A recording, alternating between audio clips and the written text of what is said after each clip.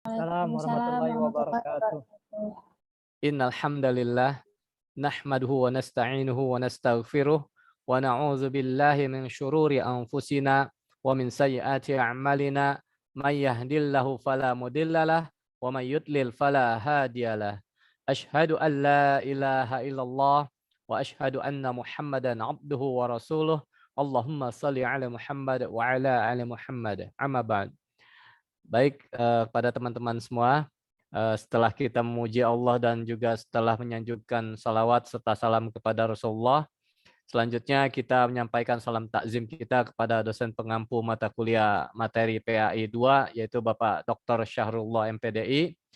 Hari ini kami dari kelompok 9 yang beranggotakan saya sendiri Naga Kunadi dengan NPM 3119134 dan rekan saya Salsabila Syahrani Rahdania dengan NPM 3119046. Hari ini kita akan mempresentasikan tentang menginventarisir dan menjelaskan problematika PAI pada standar sarana dan prasarana. Hari ini kita akan ada 2 pemakalah, oleh karena itu kita akan bikin singkat, sesingkat-singkatnya presentasi ini. Selanjutnya presentasi pertama akan dibawakan oleh rekan saya Salsabila. Waktu dan tempat dipersilahkan.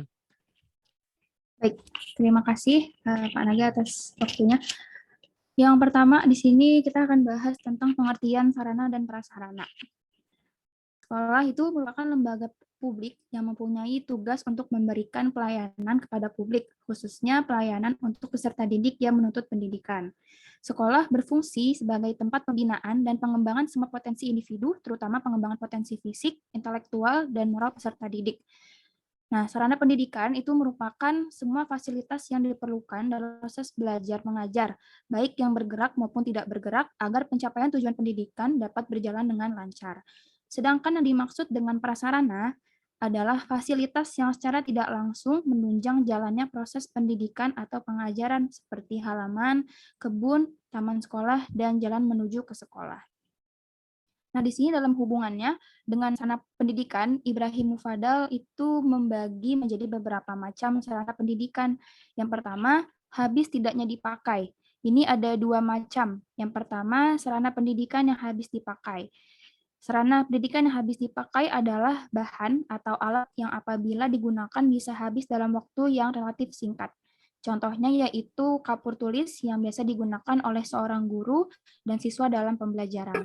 Kemudian yang kedua, ada sarana pendidikan yang tahan lama. Yaitu adalah keseluruhan bahan atau alat yang dapat digunakan secara terus-menerus dalam waktu yang relatif lama. Sebagai contoh yaitu bangku, mesin papan tulis, atlas, dan globe, dan beberapa peralatan olahraga lainnya. Kemudian yang kedua yaitu bergerak atau tidaknya pada saat digunakan. Di sini ada 2 macam lagi. Yang pertama, sarana pendidikan yang bergerak, yaitu sarana pendidikan yang bisa digerakkan atau dipindahkan sesuai dengan kebutuhan pemakaiannya. Sebagai contoh yaitu lemari arsip sekolah. Kemudian yang kedua yaitu sarana pendidikan yang tidak bisa bergerak. Adalah semua sarana pendidikan yang tidak bisa atau relatif sangat sulit untuk dipindahkan. Contohnya, suatu sekolah yang telah memiliki saluran dari PDAM. Semua peralatan yang berkaitan dengan itu seperti pipanya relatif tidak mudah untuk dipindahkan ke tempat-tempat tertentu. Kemudian yang ketiga ada hubungan dengan proses belajar mengajar. Yang pertama yaitu ada sarana pendidikan yang secara langsung digunakan dalam proses belajar mengajar, yaitu contohnya kapur tulis dan sarana pendidikan lainnya yang digunakan dalam proses pembelajaran. Dan yang kedua yaitu sarana pendidikan yang secara tidak langsung berhubungan dengan proses belajar mengajar. Contohnya itu tadi yaitu lemari arsip di kantor sekolah. Selanjutnya, di sini ada prasarana pendidikan di sekolah yang dibagi menjadi 2 macam lagi. Yang pertama, prasarana pendidikan yang secara langsung digunakan untuk proses belajar mengajar, seperti ruang teori, ruang praktik, ya, ruang perpustakaan, dan ruang laboratorium. Kemudian yang kedua yaitu prasarana sekolah yang keberadaannya tidak digunakan untuk proses belajar mengajar, tetapi secara langsung dapat sangat menunjang terjadinya proses belajar mengajar. Contohnya ruang kantor, kantin sekolah, tanah, dan jalan menuju sekolah, kamar kecil, ruang UKS, ruang guru, ruang kepala sekolah, dan tempat parkir kendaraan. Oke, selanjutnya di sini terdapat beberapa prinsip yang perlu diperhatikan dalam mengelola sarana dan prasarana pendidikan di sekolah. Yang pertama, prinsip pencapaian tujuan. Pada dasarnya, manajemen sarana dan prasarana di sekolah itu dilakukan dengan maksud agar semua fasilitas di sekolah dalam keadaan kondisi siap pakai. Oleh sebab itu, manajemen perlengkapan di sekolah dapat dikatakan berhasil bila mana fasilitas sekolah itu selalu siap pakai setiap saat. Ada seorang personel sekolah akan menggunakannya. Kemudian yang kedua ada prinsip efisiensi. Ini berarti bahwa pemakaian semua fasilitas sekolah hendaknya dilakukan dengan sebaik-baiknya, sehingga dapat mengurangi pemborosan. Kemudian yang ketiga ada prinsip administratif. Ini berarti semua perilaku pengelolaan sarana dan prasarana pendidikan di sekolah hendaknya selalu memperhatikan undang-undang, peraturan, instruksi, dan pedoman yang telah diberlakukan oleh pemerintah. Kemudian yang keempat ada prinsip kejelasan tanggung jawab. Di Indonesia tidak sedikit adanya lembaga pendidikan yang sangat besar dan maju. Oleh karena itu, sarana dan prasarananya sangat banyak, sehingga manajemennya melibatkan banyak orang. Jika hal itu terjadi, maka perlu adanya perorganisasian kerja pengelolaan sarana dan prasarana pendidikan. Kemudian yang terakhir ada prinsip kekohefisan. Ini berarti manajemen perlengkapan pendidikan di sekolah hendaknya terrealisasikan dalam bentuk proses kerja sekolah yang sangat kompak. Selanjutnya boleh oleh Pak Naga. Silakan. Baik, terima kasih rekan Salsabila. Selanjutnya saya akan lanjutkan tentang inventarisasi sarana dan prasarana. Ya, bahwa salah satu aktivitas dalam pengelolaan sarana dan prasarana pendidikan di sekolah adalah mencatat semua sarana dan prasarana yang dimiliki oleh sekolah. Inventarisasi adalah pencatatan dan penyusunan daftar barang milik negara secara sistematis. Dan ini ada ayat Qur'annya cukup panjang, kita lewatkan saja, nanti dibaca di makalah. Namun di sini ada 3 kegiatan inventarisasi yang umum harus kita ketahui, ya, bahwa ada 3 kegiatan inventarisasi yang meliputi 3 hal, yaitu yang pertama adalah pencatatan perlengkapan, yaitu tugas dari pengelola mencatat semua perlengkapan yang ada dalam buku inventaris, baik itu barang yang bersifat inventaris maupun non-inventaris. Barang inventaris seperti meja, bangku, papan tulis, dan sebagainya, sedangkan barang non-inventaris seperti barang-barang yang habis dipakai seperti kapur, karbon, kertas, dan sebagainya. Kemudian pembuatan kode barang. Kode barang merupakan sebuah tanda yang menunjukkan pemilikan barang yang tujuannya untuk memudahkan semua pihak dalam mengenal kembali semua perlengkapan, baik dilihat dari segi kepemilikan, penanggung jawab, maupun jenis dan golongannya. Kemudian yang ketiga, pelaporan barang, yaitu semua perlengkapan pendidikan di sekolah atau barang inventaris sekolah harus dilaporkan, termasuk perlengkapan baru kepada pemerintah, yaitu departemennya. Sekolah swasta wajib melaporkan kepada yayasannya. Jadi secara ringkasnya bahwa kegiatan inventarisasi itu adalah kegiatan pencatatan semua yang menyangkut tentang sarana dan prasarana. Kemudian yang kedua atau yang terakhir yaitu tentang problematika pada standar sarana dan prasarana. Tentu banyak problematika pembelajaran agama Islam yang bisa kita jumpai, tapi dalam umumnya ini kita batasi, saya dapati di sini ada 6. Yang pertama itu adalah tentang keterbatasan aksesibilitas dan daya tampung.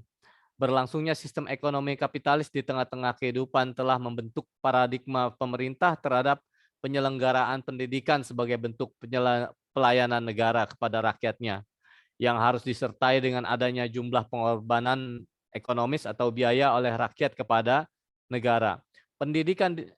Sehingga pendidikan dijadikan sebagai jasa komoditas yang dapat diakses oleh masyarakat, para pemilik modal, yang memiliki dana dalam jumlah besar saja. Hal ini dapat dilihat dalam Undang-Undang Sisdiknas nomor 20 tahun 2003 pasal 53 tentang Badan Hukum Pendidikan bahwa 1. Penyelenggara atau satuan pendidikan formal yang didirikan oleh pemerintah atau masyarakat berbentuk badan hukum pendidikan. 2. Badan hukum pendidikan sebagaimana dimaksud dalam ayat 1 berfungsi memberikan pelayanan pendidikan kepada peserta didik. Ketiga, badan hukum pendidikan sebagaimana dimaksud dalam ayat 1 berprinsip nirlaba dan dapat mengelola dana secara mandiri untuk memajukan satuan pendidikan. Sedangkan dalam pasal 54 disebutkan pula 1.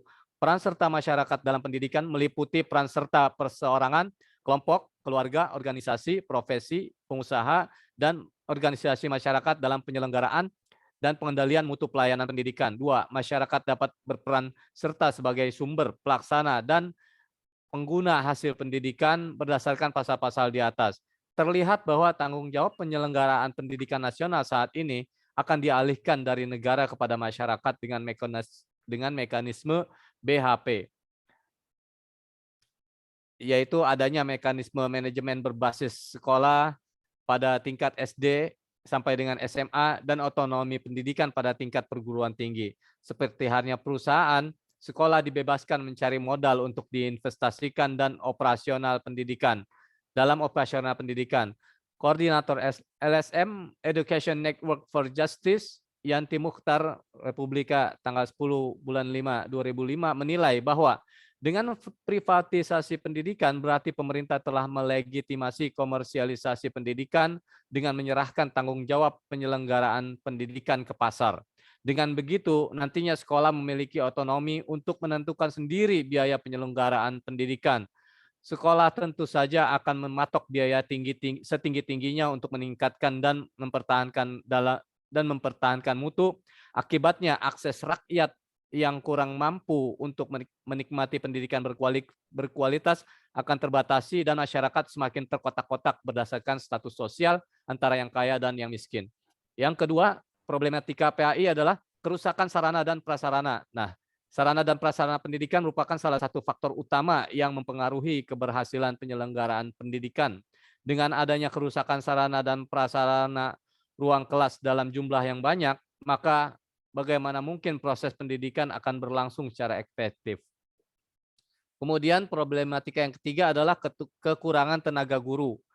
Guru sebagai pilar penunjang terselenggaranya suatu sistem pendidikan merupakan salah satu komponen strategis yang juga perlu mendapatkan perhatian oleh negara.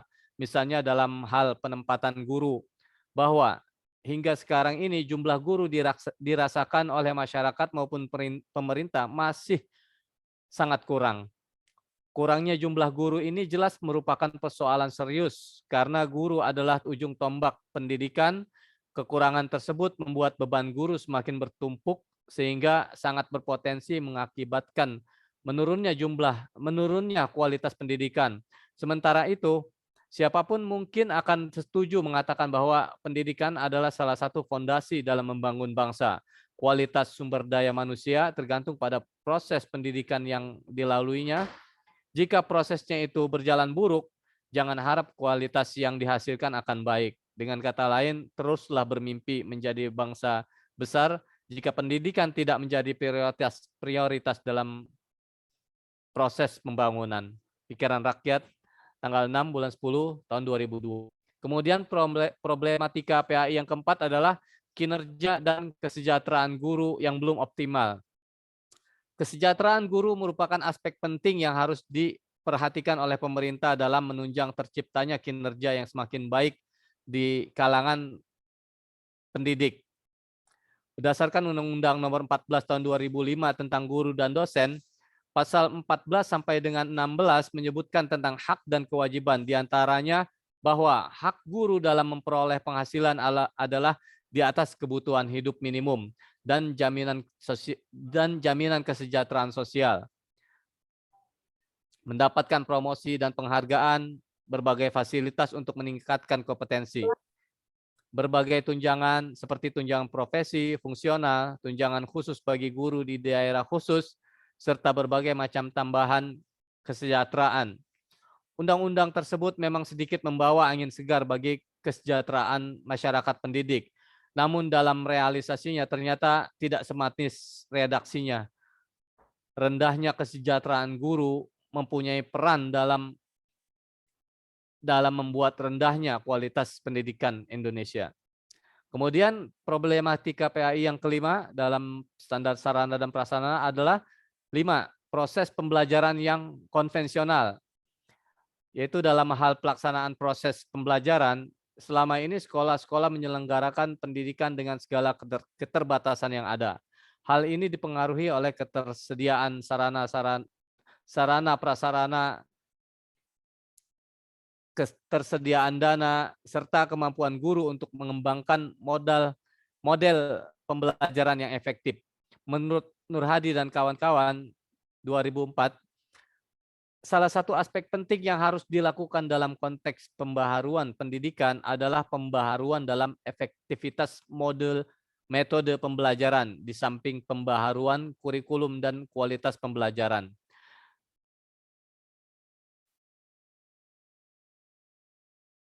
Dalam PP nomor 19 tahun 2005 tentang Standar Nasional Pendidikan disebutkan dalam pasal 19 sampai dengan 22 tentang standar proses pendidikan bahwa proses pembelajaran pada satuan pendidikan diselenggarakan secara interaktif, inspiratif, menyenangkan, menantang, memotivasi peserta didik untuk berpartisipasi aktif, serta memberikan ruang yang cukup bagi prakarsa, kreativitas, dan kemandirian sesuai dengan bakat, minat, dan perkembangan fisik serta psikologis peserta didik, adanya keteladanan pendidik, adanya perencanaan, pelaksanaan, penilaian, dan pengawasan yang efektif dan efisien dalam proses pembelajaran berdasarkan standar yang ditetapkan di atas, maka proses pembelajaran yang dilakukan antara peserta didik dengan pendidik seharusnya meninggalkan cara-cara dan model yang konvensional, sehingga dapat mencapai tujuan pembelajaran secara efektif dan efisien.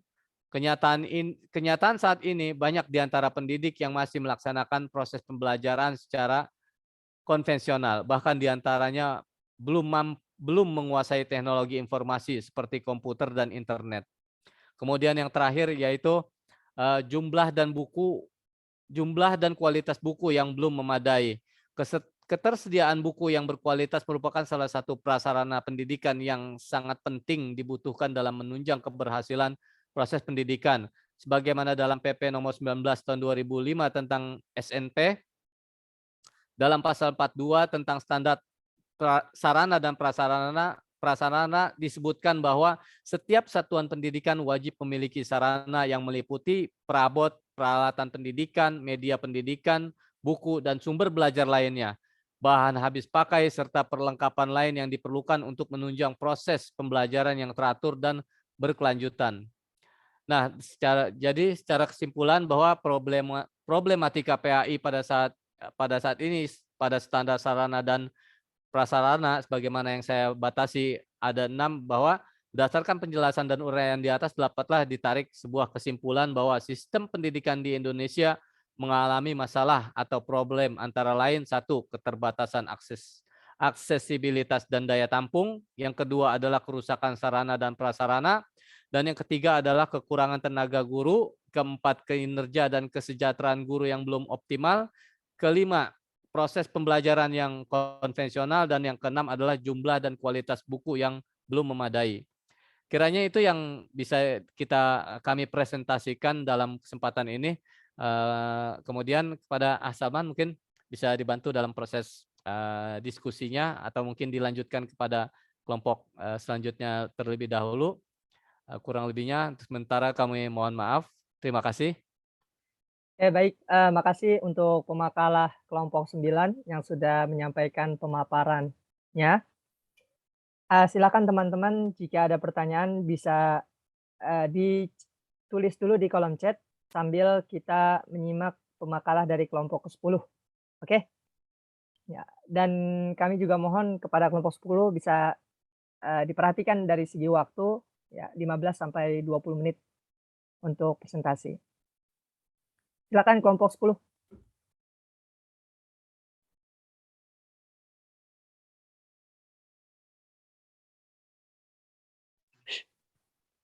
Bismillahirrahmanirrahim. Assalamualaikum warahmatullahi wabarakatuh.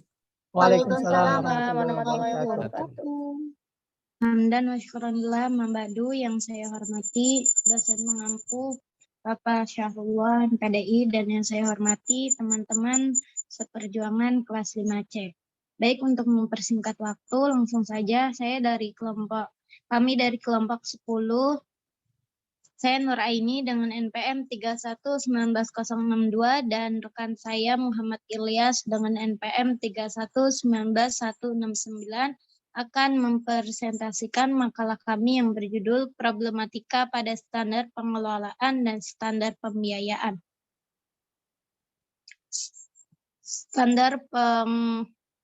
Standar pengelolaan pendidikan. Pengelolaan pendidikan adalah kriteria mengenai perencanaan, pelaksanaan, dan pengawasan kegiatan pendidikan pada tingkat satuan pendidikan, kabupaten atau kota, provinsi atau nasional, agar tercapai efisiensi dan efektivitas penyelenggaraan pendidikan. Standar pengelolaan adalah standar nasional pendidikan yang berkaitan dengan perencanaan, pelaksanaan, dan pengawasan kegiatan pendidikan pada tingkat satuan pendidikan, provinsi atau nasional agar tercapai efisiensi dan efektivitas penyelenggaraan pendidikan. Konsep standar pengelolaan pendidikan. Standar pengelolaan terdiri dari 3 bagian, yaitu standar pengelolaan oleh satuan pendidikan, standar pengelolaan oleh pemerintah daerah, standar pengelolaan oleh pemerintah. Berikut ini Peraturan Menteri Pendidikan Nasional Republik Indonesia yang berkaitan dengan standar pengelolaan. Peraturan Menteri Pendidikan Nasional Republik Indonesia nomor 19 tahun 2007 tentang standar pengelolaan pendidikan oleh satuan dasar dan menengah.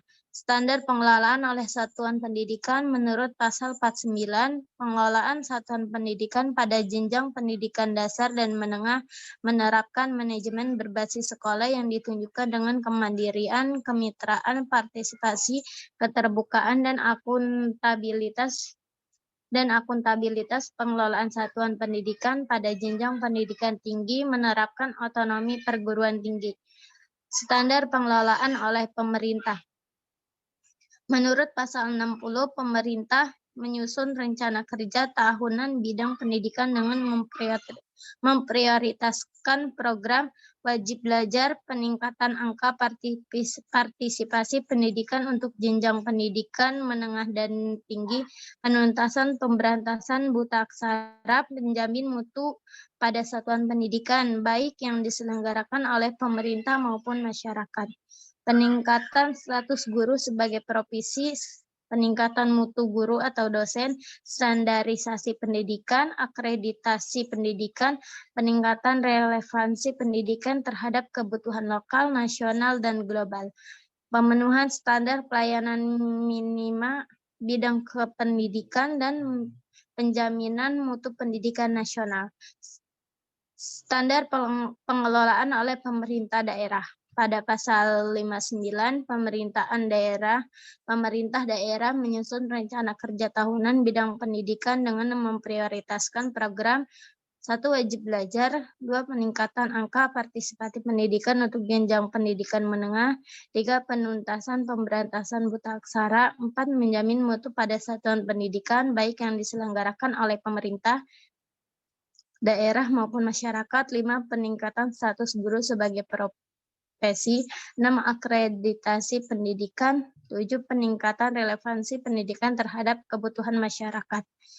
Pengertian standar pembiayaan. Standar pembiayaan pendidikan adalah sebuah analisis terhadap sumber-sumber pendapatan dan penggunaan biaya yang diperuntukkan sebagai pengelolaan pendidikan secara efektif dan efisien dalam rangka mencapai tujuan yang telah ditentukan. Sumber pembiayaan dalam standar pembiayaan pendidikan. Pembiayaan dalam pendidikan berdasarkan Undang-Undang Sisdiknas Nomor 20 Tahun 2003 Pasal 46 Ayat 1 tentang sumber pendanaan, yaitu 1. Pemerintahan pusat yang bersumber pada anggaran pendapatan dan belanja negara APBN minimal 20% yang dialokasikan sebagai dana pendidikan selain gaji pendidikan dan biaya pendidik kedinasan. Yang kedua, pemerintahan daerah, baik provinsi maupun kabupaten atau kota, yang bersumber pada anggaran pendapatan dan belanja daerah minimal 20%. Masyarakat yang meliputi sumbangan pendidikan yaitu hibah, wakaf, zakat, pembayaran nazar, pinjaman, sumbangan perusahaan, keringanan, dan penghapusan pajak, pendidikan, dan penerimaan lain yang sah dan halal. 4. Masyarakat dapat berpartisipasi dalam aspek pembiayaan pendidikan hanya sebagai partisipan. Artinya apabila ada kebutuhan yang tak tercover oleh dana BOS atau bantuan dari pemerintah yang bersifat mendesak dan penting, maka komite sekolah dapat berperan untuk mencari investor dalam pemenuhan pembiayaan pendidikan dengan cara-cara yang sah secara hukum. Selanjutnya akan dipaparkan oleh rekan saya, Muhammad Ilyas. Kepadanya persilahkan. Ya baik, terima kasih. Saya ingin meneruskan dari penjelasan dari ini tentang standar dan pengelolaan biaya. Selanjutnya next. Halo, next.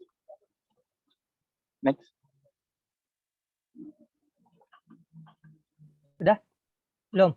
Maaf, Sudah. tadi sampai mana tuh? Iya. Problematika.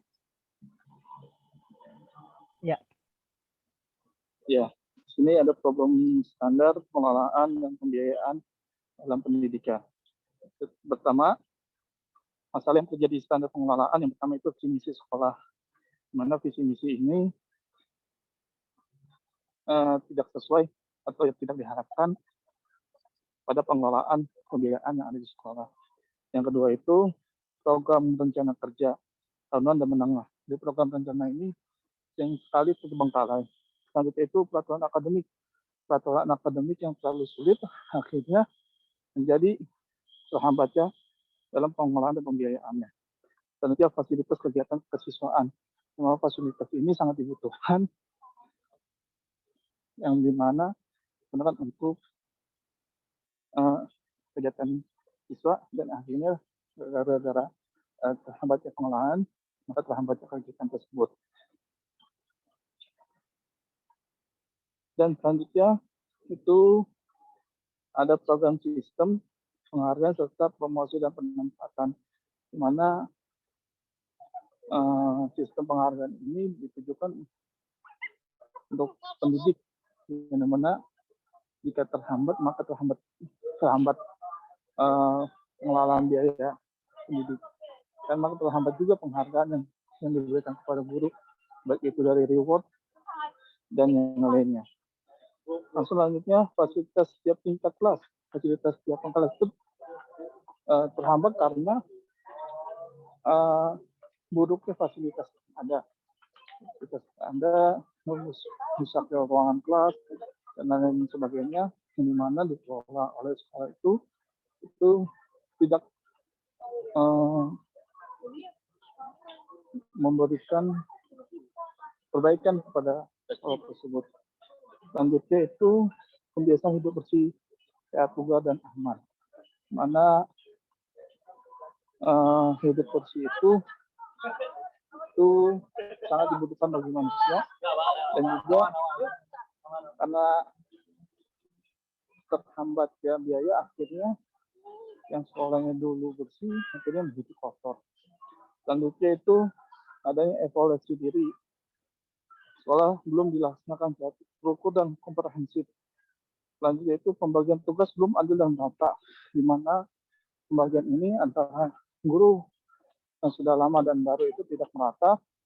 Dan selanjutnya itu beberapa bukti fisik akreditasi belum tersusun dengan rapi. Jadi akreditasi ini berkas-berkas yang dibutuhkan itu ada yang hilang, ada yang rusak, ada yang entah taruhnya di mana, dan lain sebagainya.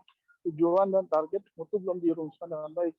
Jadi mutunya apa untuk sekolah tersebut, yang kemudian akhirnya ya terhambat dari pengelolaan biaya dan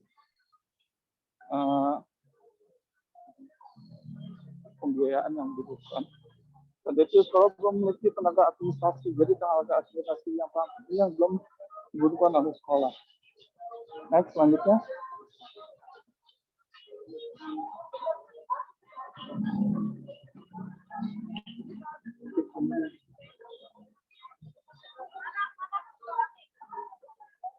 Ini ujung dulu bentar. Ya.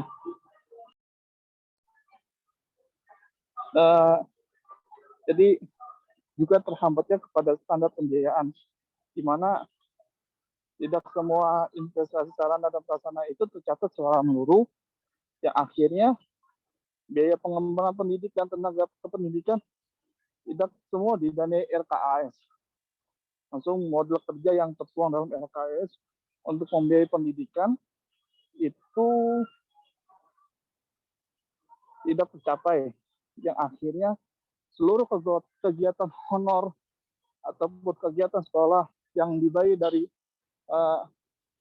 dana tersebut akhirnya terhambat, yang dimana akan berdampak pada kegiatan kesiswaan itu yang tiap harinya rutin itu akhirnya tidak berjalan, dan akhirnya juga berdampak pada sistem ujian sekolah, di mana tiap murid ini ada yang mendapatkan kertas soal dan ada yang nulis di papan tulis. Selanjutnya itu sama tadi dari ulangan yang tidak dapat, dan juga guru yang lembur.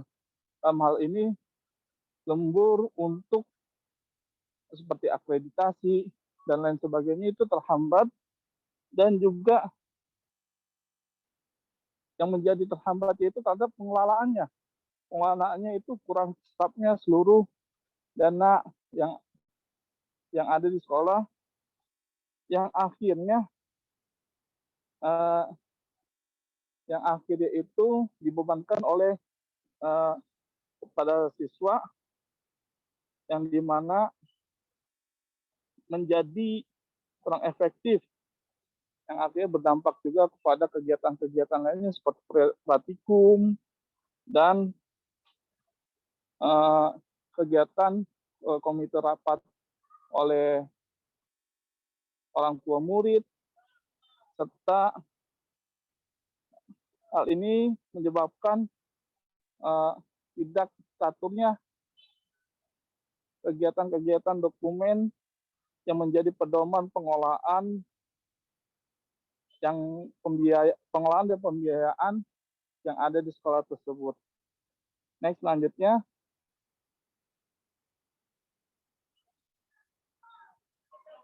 Nah, bagaimana solusinya untuk pengelolaan?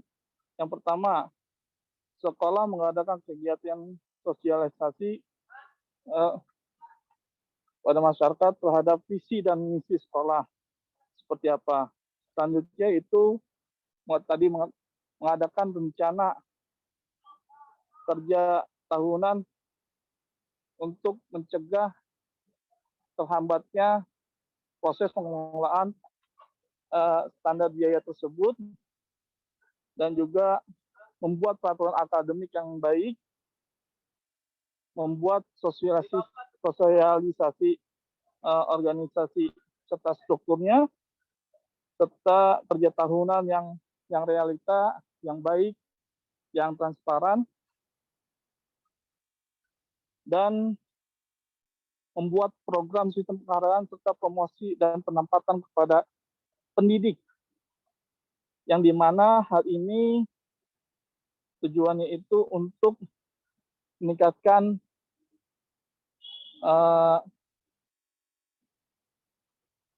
kegiatan belajar mengajar di sekolah itu lebih baik itu kegiatan ekstrakurikulernya dan juga kegiatan non ekstrakurikulernya. Yang dimana tujuan pengelolaan itu yaitu untuk menyusun program pengawasan yang dimana hasil pengawasan tersebut yang akan dievaluasi, yang akan dibebankan kepada para dewan guru dan guru tersebut atau dalam hal ini wali kelas, yang dimana tujuannya itu untuk mempersiapkan akreditasi yang baik, yang tersusun dengan rapi, semua dokumennya lengkap untuk pengajuannya, serta tak lupa juga pengelolaan tersebut harus dilakukannya yaitu workshop tentang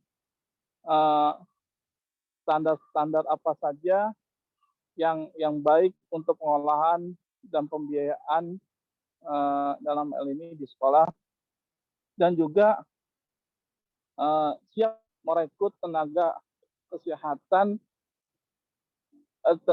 tenaga administrasi yang di sekolah yang baik, yang punya skill, yang bisa siap pakai di sekolah tersebut. Selanjutnya, next. Untuk standar solusinya, standar pembiayaannya, dalam hal ini sekolah itu harus mencatat investasi sarana, dalam hal ini sarana apapun yang ada di sekolah, baik itu gedung, atau meja atau tempat duduk yang di dalam kelas, dan juga mencatatnya itu secara berkala. Jadi harus ada yang namanya pencatatan supaya bisa melihat kondisi prasarana yang ada di sekolah tersebut. Itu solusi untuk standar pembiayaan sekolah itu adanya anggaran, yang dimana anggaran ini digunakan untuk gaji pendidik dan tenaga pendidik, yang hal ini untuk terlaksananya proses pembelajaran yang berkelanjutan di sekolah. Dan solusi yang selanjutnya itu sekolah harus mengeluarkan honor kegiatan kepada pendidik dan tenaga pendidikan, yang dimana kegiatan tersebut bisa membantu pendidik tersebut untuk proses berjalannya pembelajaran yang ada di sekolah. Yang selanjutnya itu disesuaikan dengan kebutuhan dan membuat APBS perubahan, di mana kebutuhan tersebut dicatat, dievaluasi apa saja yang dibutuhkan untuk pembiayaan sekolah tersebut, dan apa saja untuk perubahan berikutnya yang lebih baik itu dari segi tata letak kelas, atau dari segi kualitas ruangannya, atau kualitas halaman sekolah dan lain sebagainya, yang digunakan tujuannya untuk siswa itu bisa belajar dengan baik dan siswa itu bisa bergairah untuk mengikuti pelajaran yang diberikan oleh pendidik yang ada di kelas maupun di luar kelas. Selanjutnya itu dibuatkan jadwal untuk pelaksana kegiatan kesiswaan, yang dimana siswa ini perlu untuk merefresh kejenuhan yang ada di dalam kelas. Itu saja mungkin dari kami, mungkin bisa dibaca untuk selanjutnya materi-materi yang kami susun, yang kami buatkan di makalah. Mohon maaf jika ada kesalahan, baik dari perkataan kami atau yang kurang pas dalam presentasi kelompok kami kali ini, dan kami kembalikan ke moderator. Kami ucapkan terima kasih dan mohon maaf sebesar-besarnya. Wassalamualaikum warahmatullahi wabarakatuh. Waalaikumsalam Waalaikumsalam warahmatullahi warahmatullahi wabarakatuh. Baik, makasih untuk Pak Ilyas dan Nur Aini dari pemakalah kelompok 10 tadi terkait standar pengelolaan. Tadi dari kelompok 9 materinya yaitu standar sarana dan prasarana ya. Kemudian di kelompok 10 yaitu terkait dengan standar pengelolaan. Jika ada pertanyaan dari teman-teman silahkan bisa disampaikan secara langsung atau bisa juga diketik pada kolom chat. Di sini sudah ada pertanyaan dari saudari Putri Novianti, Pak Ilyas, untuk kelompok 10 ini. Ya, Nur Aini. Saya bacakan. Apakah terdapat perbedaan manajemen atau pengelolaan sumber pembiayaan dalam standar pembiayaan pendidikan antar sekolah negeri dengan sekolah swasta? Seperti di makalah tadi ada APBN, APDB, dana BOS, masyarakat, dan lain-lain.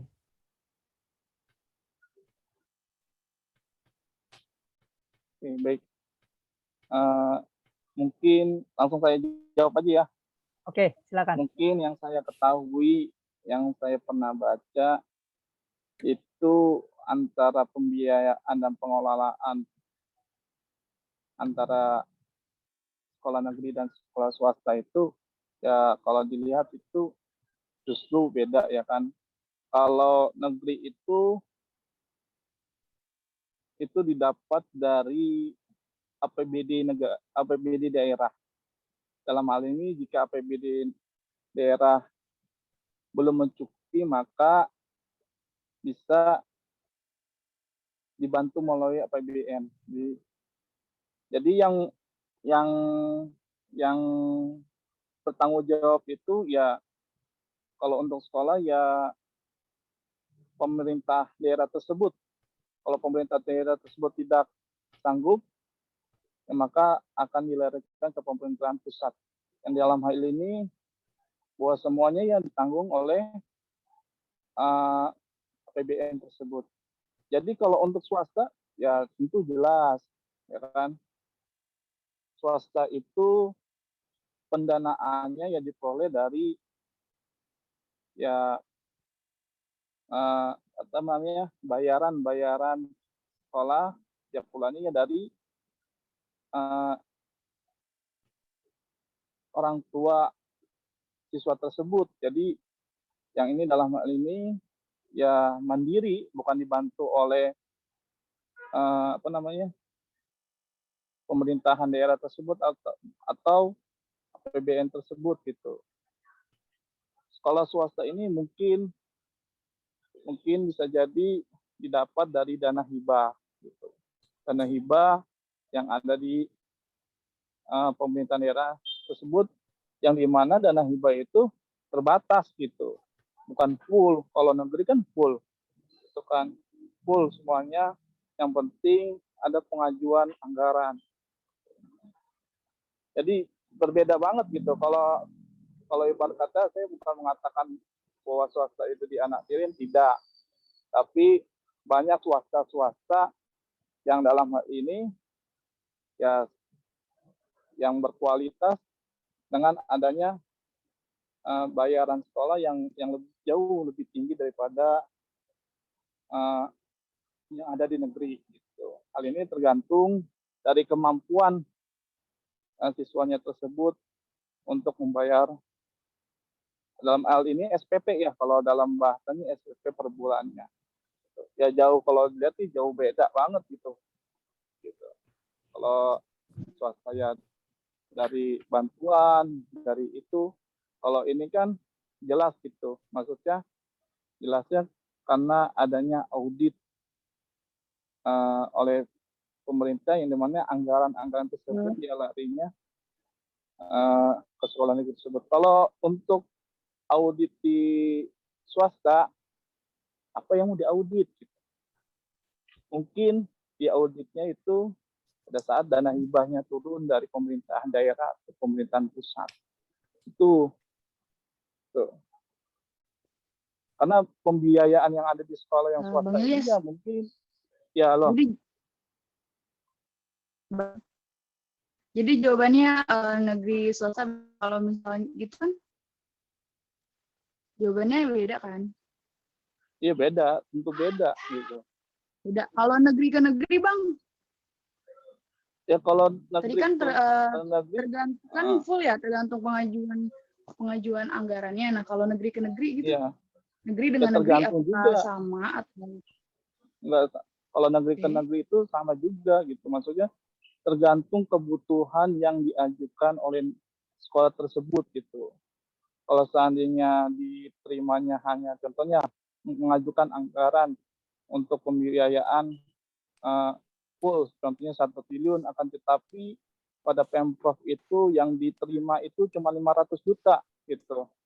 Ya kalau kalau seandainya sekolah tersebut mau menerima, ya jalankan program tersebut. Kalau tidak, ya kembalikan gitu.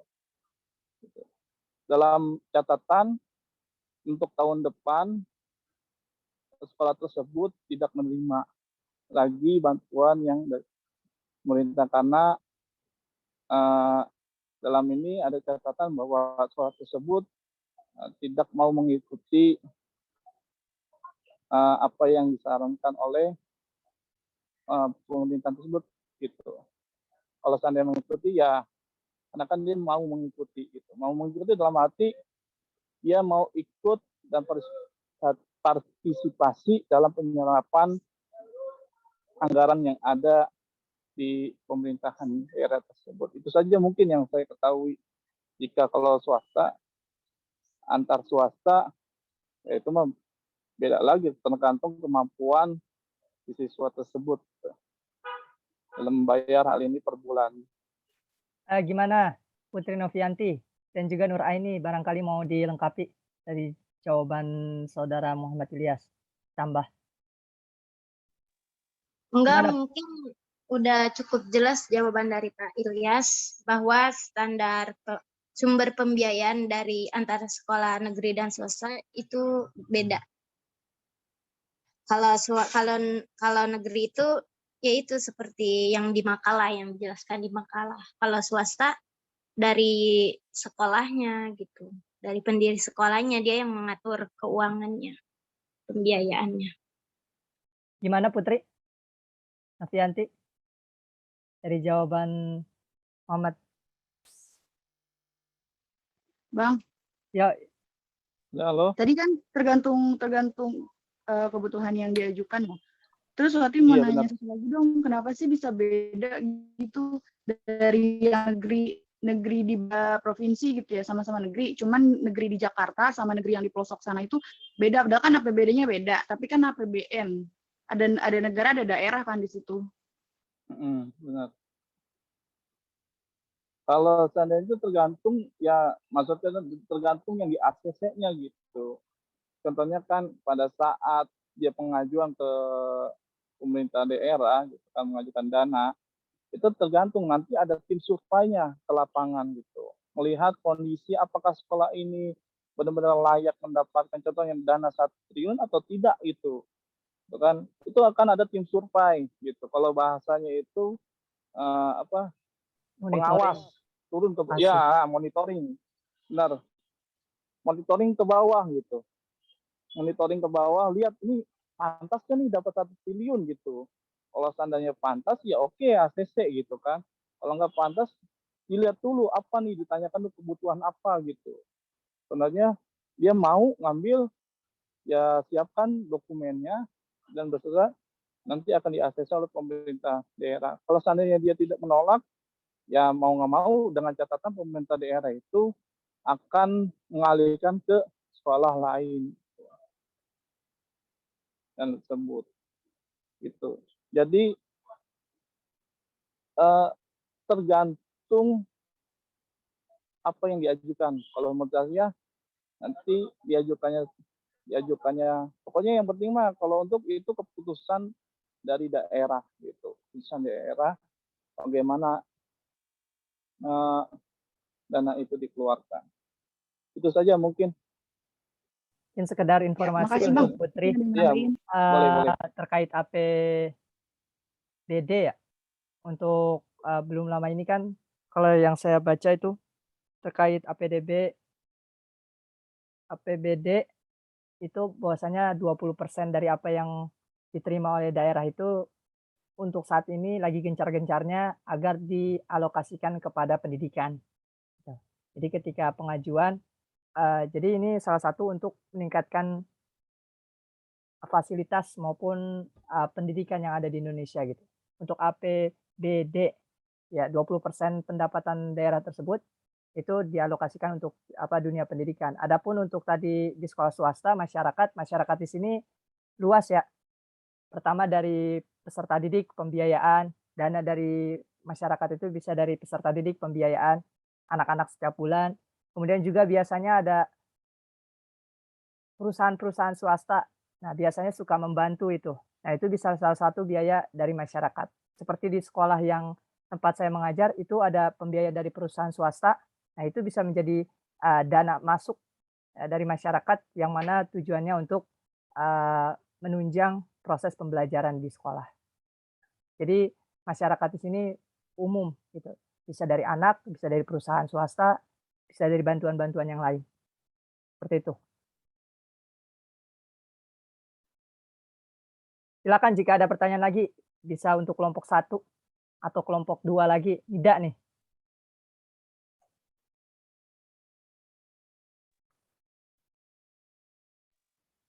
Mohon maaf, saya izin untuk mendengarkan saja Pak Moderator karena saya mau jalan lagi ke tempat tujuan.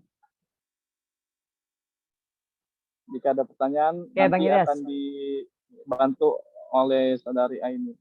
Ya, siap. Mohon Yuk, maaf makasih. teman-teman semuanya, mohon maaf. Ada Pak dosen nggak? Pak Ustadz? Enggak. Nggak ada, ya udah, terima kasih. Saya off cam dulu ya. Terima kasih. Wassalamualaikum warahmatullahi wabarakatuh. Waalaikumsalam warahmatullahi wabarakatuh. Sambil menunggu pertanyaan dari kawan-kawan, saya ada yang mau ditanyakan Pak Naga untuk kelompok 1, untuk kelompok 9, terkait tadi sarana dan prasarana. Halo? Kak Sabila, halo? Pak Naga kayaknya lagi Ya, itu tuh, lagi halo. Oh ya, bermasalah sinyalnya, kan keluar. Ini, kalau dalam yang sering saya dengar kan, membangun sesuatu itu mudah ya. Adanya menghadirkan sebuah sarana maupun prasarana itu kadang mudah, tapi yang sulit itu menjaganya, memeliharanya, gitu. Seperti halnya tadi terkait problem-problem yang terjadi, yang ada pada sarana maupun prasarana, kerusakan, kehilangan, atau coret-coret dan lain sebagainya.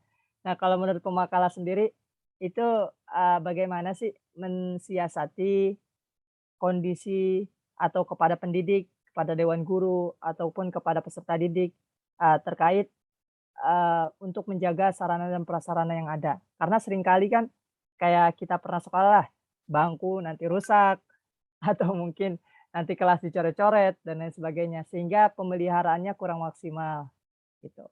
Pemeliharaannya kurang maksimal sehingga banyak kerusakan yang terjadi. Nah, itu kan salah satu problem-problem yang terjadi bahkan hingga saat ini seperti itu. Nah, pertanyaan yang keduanya, kalau misalkan dari pihak sekolah ini, mereka memiliki pembiayaan yang mencukupi gitu. Namun di sisi lain pendidik atau guru itu, tadi kan masalah lain itu dari guru itu, gurunya kurang berpengetahuan lah dari segi teknologi gitu. Nah, sepantasnya kayak gimana nih? Apakah disediakan dulu sarananya? Contoh sarananya antara lain kayak proyektor gitu, laptop. Nah, tapi pendidiknya nggak bisa gitu. Atau belajar dulu pendidiknya baru disiapkan sarananya. Kalau menurut pemakalah mana yang lebih baik gitu? Mana yang lebih didahulukan? Apakah pendidiknya dulu dilatih, baru disiapkan sarananya, atau sarananya dulu, baru pendidiknya dilatih gitu? Karena kan tadi kendalanya guru yang memang masih belum mengetahui teknologi secara baik. Makasih.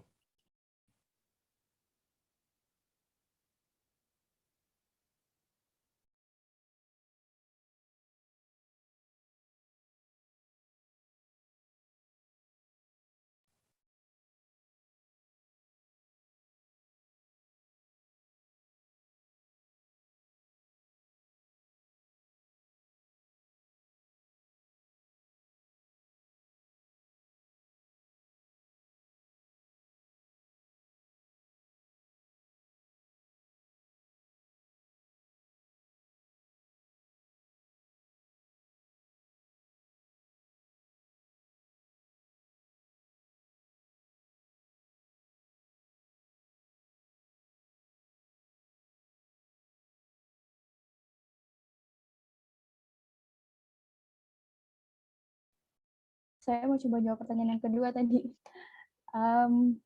Saya coba aja ya. Kalau menurut saya itu bisa didahulukan dulu sarananya dulu gitu. Kemudian baru para guru bisa dilatih dan kemudian dipraktikkan bagaimana cara menggunakan sarana yang ada seperti itu. Kalau menurut saya. Sarananya dulu disiapkan. Ya, kemudian dilatih, para gurunya dilatih gitu dengan menggunakan sarana yang tadi.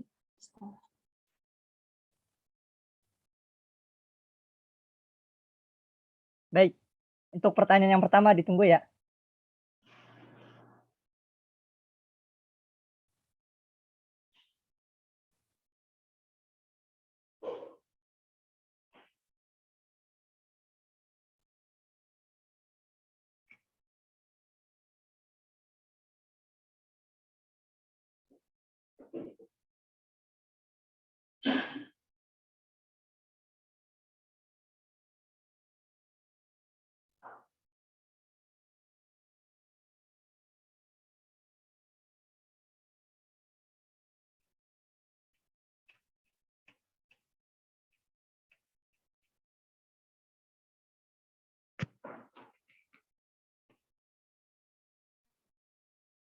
Mungkin Pak Naga bisa jawab pertanyaan yang pertama.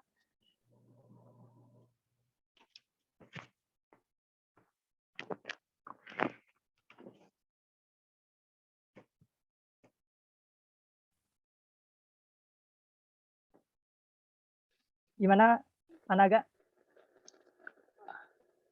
Ya, Saman. Ya, jelas suaranya. Mohon maaf tadi Ya, laptop saya pertanyaannya saya ulang ya. restart sendiri. Iya, oke. Laptopnya ini ya, lagi mau ngeprank kali. Ituan terkait sarana dan prasarana.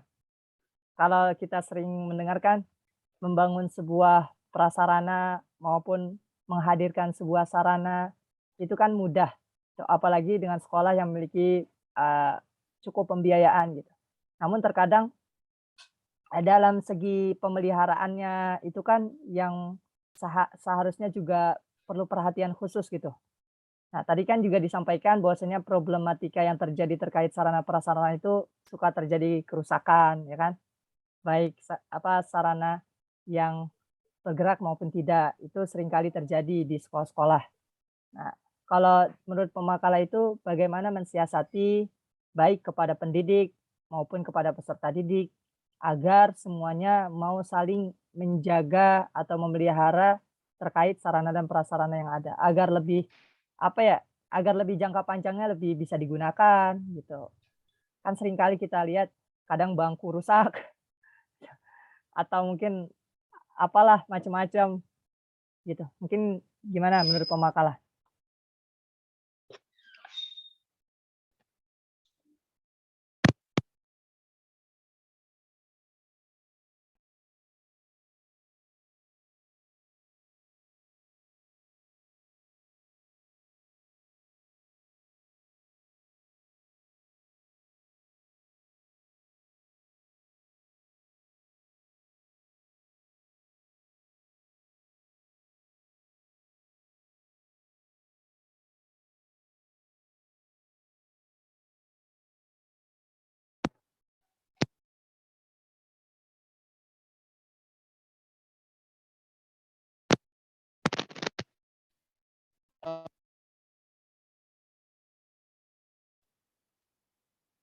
Ya, halo.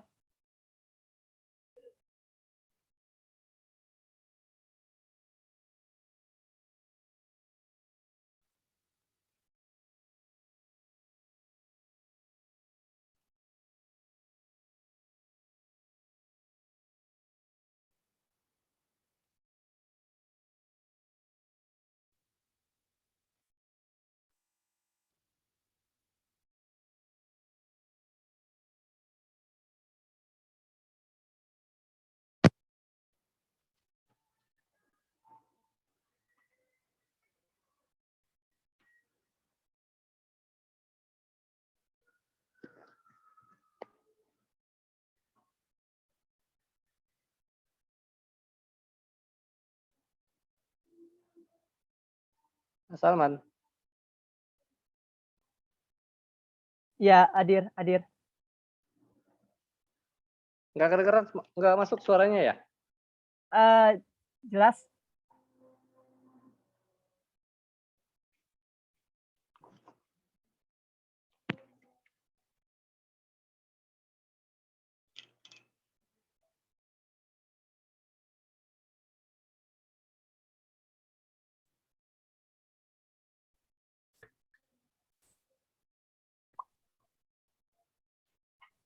Baik, Asaman.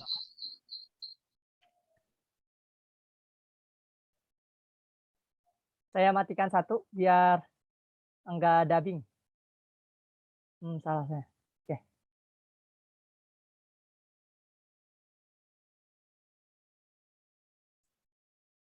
Baik, Asaman, saya coba menjawab.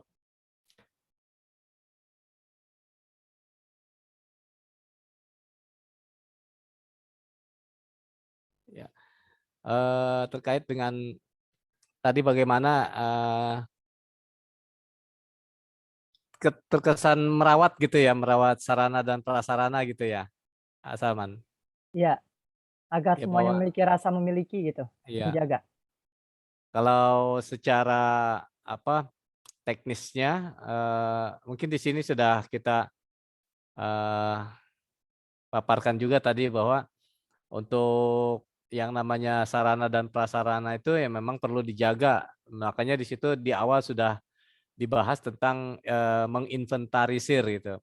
Di mana tadi ada 3 tugas utamanya dalam rangka menginventarisir adalah pencatatan perlengkapan, pembuatan kode barang, dan pelaporan barang. Artinya di situ sudah secara pencatatan atau menginventarisir barang-barang sarana dan prasarana itu sudah cukup dilakukan. Tapi dalam praktek di lapangan mungkin kita akan menemukan hal-hal yang di luar dugaan gitu.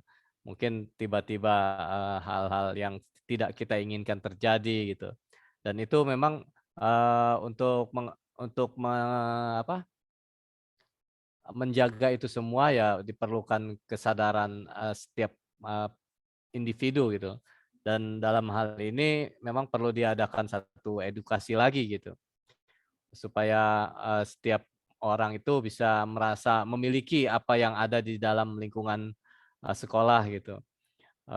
Mengajarkan kepada mereka bahwa ketika ada satu hal yang rusak mungkin akan mengakibatkan akan berimbas kepada hal-hal yang lain gitu, yang nanti yang pastinya yang menjadi imbas yang utama adalah tidak optimalnya kegiatan belajar mengajar di sekolah gitu. Maka itu kalau untuk mengantisipasi yang di lapangan ya mungkin itu akan kita lakukan edukasi gitu ya pada setiap individu yang ada di lingkungan sekolah itu gitu. Mungkin kira-kira itu ya Asaman.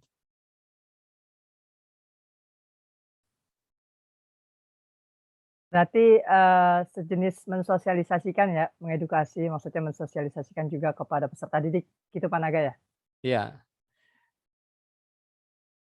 Misalkan, cara tadi edukasi kepada peserta didik maupun pada lingkungan, pendidikan sudah dilakukan, diupayakan, tapi tetap ada gitu, tetap terjadi. Ya memang, nyatanya mungkin ada beberapa gitu. Nah itu cara mensiasatinya atau cara, eee, hal yang dilakukan setelahnya itu seperti apa? Misalkan untuk edukasi sudah dilakukan, pensosialisasian juga sudah dilakukan, tapi tetap, terjadi hal-hal yang seperti itu. ya kalau keadaannya seperti itu biasanya ya kita udah berkaitannya mungkin dengan penerapan hukum gitu ya. Mungkin memberikan sanksi kepada orang-orang yang melakukan pengerusakan gitu, memberikan sanksi-sanksi yang ya sesuai dengan perilakunya untuk memberikan efek jerah tadi gitu, supaya apa-apa yang bisa yang menyangkut sarana dan prasarana sekolah itu bisa ikut menjaga gitu. Biasanya kalau langkah terakhir ya dengan sanksi itu. Mungkin kira-kira itu Asaman. Baik, makasih jawabannya. Silakan jika masih ada pertanyaan atau catatan-catatan tambahan dari teman-teman yang lain bisa disampaikan. Namun jika kiranya cukup, berarti kita tutup. Kolom chat tidak ada pertanyaan. Gimana? Ada pertanyaan lagi? Monik, Nidaul Hasanah, Reja, Zaratul Aini, Siska, Sirahayu, Adi, Dara, Ayu, Subhan, dan Fitriani. Oke, baik. Mungkin cukup ya. Boleh dari pemakalah mungkin disimpulkan, kemudian bisa ditutup dari masing-masing kelompok. Baik, pada teman-teman semua, kalau sudah tidak ada pertanyaan lagi, mungkin kita akan cukupkan sampai di sini. Mungkin rekan Salsabila bisa ditutup untuk kelompok kita. Baik, terima kasih ya. Di sini saya akan membacakan kesimpulannya. Berdasarkan penjelasan dan uraian di atas, itu dapat ditarik sebuah kesimpulan bahwa sistem pendidikan di Indonesia itu mengalami masalah atau problem antara lain. Yang pertama, keterbatasan aksesibilitas dan kampung, kerusakan sarana dan prasarana, kekurangan tenaga guru, kinerja dan kesejahteraan guru yang belum optimal, proses pembelajaran yang konvensional, dan jumlah dan kualitas buku yang belum memadai. Kami dari kelompok 9 mengucapkan terima kasih kepada teman-teman semua yang sudah mengikuti materi dari kelompok kami. Kurang kami mohon maaf. Assalamualaikum warahmatullahi wabarakatuh. Waalaikumsalam warahmatullahi wabarakatuh. Baik, makasih untuk kelompok 9 dan juga sekaligus menutup dari kelompok 10 ya. Mari kita tutup pembelajaran kita pada sore hari ini dengan bersama-sama membaca ayat Alhamdulillahirabbil alamin. Alhamdulillahirabbil alamin. Terima kasih atas perhatiannya. Kita tutup dengan doa kafaratul majlis. Subhanallahumma bihamdika asyhadu an la ilaha illa anta Astaghfiruka wa atubu ilaik. Terima kasih semuanya. Assalamualaikum warahmatullahi wabarakatuh. Waalaikumsalam warahmatullahi wabarakatuh.